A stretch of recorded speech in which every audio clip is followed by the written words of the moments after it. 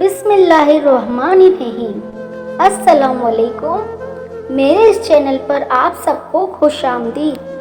दरियाए नील पर मिस्र की मईशत का दारोमदार था। मिस्र के खेतों को सैराब करने वाला दरिया खुश्क हो चुका था। मिस्र के लोग ये देखकर परेशान हो गए।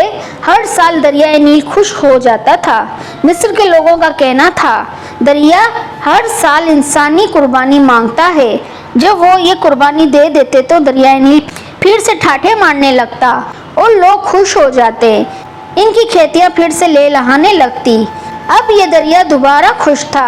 इन्हीं दिनों हज़रत उमर बिन अल आस रज़ियल्लाहु तआला अन्हु ने मिस्र फतह किया था। मिस्र में फौजें मौजूद थी। अमीरुल मोमिनीन हज़रत उमर फारूक रज़ियल्लाहु तआला अन्हु ने मिस्र में हज़रत उमर बिन अल आस रज़ियल्लाहु तआला अन्हु को गवर्नर मुकर्रर किया था। इसके चंद दिन बाद ही दरियाए नील खुश हो गया था। लोगों की परेशानी देखने के काबिल थी। लोग दरियाए नील में इंसानी कुर्बानी की तैयारियां करने लगे। अब लोग मुतमईन थे कि दरिया इंसान की कुर्बानी के बाद फिर से बहना शुरू कर देगा और खुशहाली होगी। आखिर वो दिन भी आ गया जिस दिन एक इंसान की कुर्बानी दरियाए नील को भेंट चढ़ जाना थी। हज़रत उमर बिन अल आस रज़ियल्लाहु तआला अन्हु दरियाए नील की खुश्क होने की वजह से सख्त परेशान थे। जब इन्होंने ये सुना कि लोग दरियाए नील की भेंट चढ़ाने के लिए एक इंसान को कुर्बान करने लगे हैं तो वो तड़प उठे कि ये तो सरासर जुल्म है। दरिया के लिए एक इंसान को कत्ल कर देना कहाँ की अक्लमंदी है। हज़रत उमर बिन अल आस रज़ियल्लाहु तआला अन्हु चंद आदमियों के साथ दरियाए नील की तरफ चल पड़े और इस कुर्बानी को हर हाल में रुकवाना चाहते थे। जब वो दरियाए नील के पास पहुंचे तो इन लोगों ने गवर्नर को देखा तो हैरान रह गए और सोचने लगे, शायद गवर्नर भी इस कुर्बानी को देखने के लिए आए हैं। हज़रत उमर बिन अल आस रज़ियल्लाहु तआला अन्हु ने देखा कि लोग एक 15 साल लड़की को लेकर वहां आए हैं। इस लड़की ने जर्क बर्ग लिबास पहना हुआ था। वो जेवरात से लदी फंदी थी। लड़की खौफ से कांप रही थी। वो लरजती कांपती हुई लोगों के हमरा दरिया के किनारे पर पहुंचकर रुक गई। रोकर लोगों से इल्तिजा करने लगी। अब हज़रत हमजा बिन अल आस रज़ियल्लाहु तआला अन्हु के सब्र का पैमाना लबरेज हो चुका था। वो जल्दी से आगे बढ़कर और लड़की को इन लोगों की कैद से छुड़ाते हुए बोले, ये सब क्या है? तुम इस लड़की को क्यों हलाक करना चाहते हो? लोग गवर्नर की बात सुनकर परेशान हो गए। लोगों ने कहा, ए अमीर, दरियाए नील खुश्क हो चुका है। वो हर साल एक इंसान की कुर्बानी मांगता है। ये सुनकर हज़रत हमजा बिन अल आस रज़ियल्लाहु तआला अन्हु ने नागवारी से लोगों की तरफ देखा, फिर पूछा, क्या हर साल ये दरिया इस तरह खुश्क हो जाता है? लोगों ने जवाब दिया, हाँ, हर साल दरियाए नील इस तरह खुश्क हो जाता है। और ये दरिया जब खुश्क होता है तो हम एक इंसान जान की कुर्बानी देते हैं। इसके साथ ही दरिया का पानी बढ़ना शुरू हो जाता है और देखते ही देखते दरिया में तुगयानी आ जाती है। हज़रत उमर बिन अल आस रज़ियल्लाहु तआला अन्हु ने कहा, ये तो जुल्म है। लोगों ने कहा, ए अमीर, हम हर साल चांद की 11 तारीख को एक नौजवान लड़की का इंतखाब करके इसके वालिदैन की रजामंदी से इस लड़की को जेवरात और खूबसूरत लिबास पहनाकर दरियाए नील की भेंट चढ़ा देते हैं। फिर दरिया का पानी बढ़ने लगता है। ये सुनकर हज़रत उमर बिन अल आस रज़ियल्लाहु तआला अन्हु ने कहा, इस्लाम इन बातों को पसंद नहीं करता। तुम हर साल एक इंसान को कत्ल करके दरिया की भेंट चढ़ा देते हो। ये तो सरासर जुल्म है। इस्लाम इन फजूल बातों को मिटाने के लिए आया है।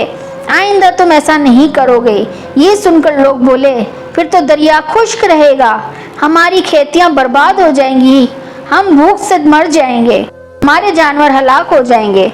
हज़रत उमर बिन अल आस रज़ियल्लाहु तआला अन्हु ने कहा, तुम परेशान ना हो, कुछ नहीं होगा। हज़रत उमर बिन अल आस रज़ियल्लाहु तआला अन्हु ने ये रस्म अदा करने की इजाज़त ना दी। अब लोग बड़े परेशान। दरियाए नील बिल्कुल खुश हो गया। इसमें एक बूंद भी पानी ना आया। ज़मीन बंजर हो गई। लोग फाकों से मरने लगे। जानवर चारा ना होने की वजह से तड़प तड़प कर जाने दे रहे थे। ये देखकर लोगों ने मिस्र से निकलकर दूसरे इलाकों का रुख किया। हर तरफ वीरानी ही वीरानी थी।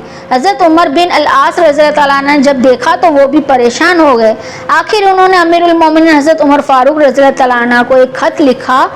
इसमें सारी सूरत हाल वाज़े कर दी। अमीरुल मोमिनीन हज़रत उमर अल फारूक रज़ियल्लाहु तआला अन्हु ने जब ये खत पढ़ा तो आपने हज़रत उमर बिन अल आस रज़ियल्लाहु तआला अन्हु को जवाब में लिखा, تم نے مصریوں کو بہت اچھا جواب دیا۔ اسلام ایسی باتوں کی اجازت نہیں دیتا، وہ ایسی فضول باتوں کو مٹانے کے لیے آیا ہے۔ میں اس خط کے ساتھ ایک رکا بھیج رہا ہوں، تم یہ رکا دریائے نیل میں ڈال دینا۔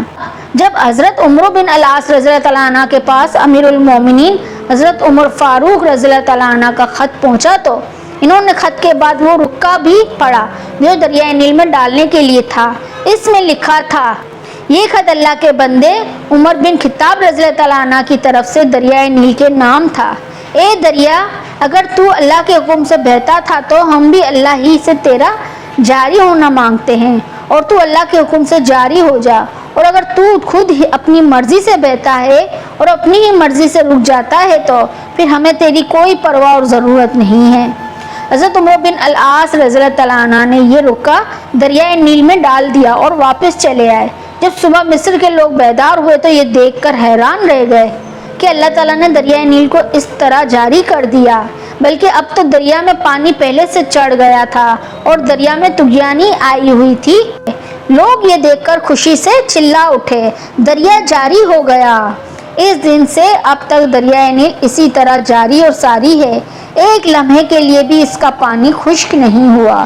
سبحانک ربک رب العزت عما یصفون و سلام علی المرسلین والحمد للہ رب العالمین۔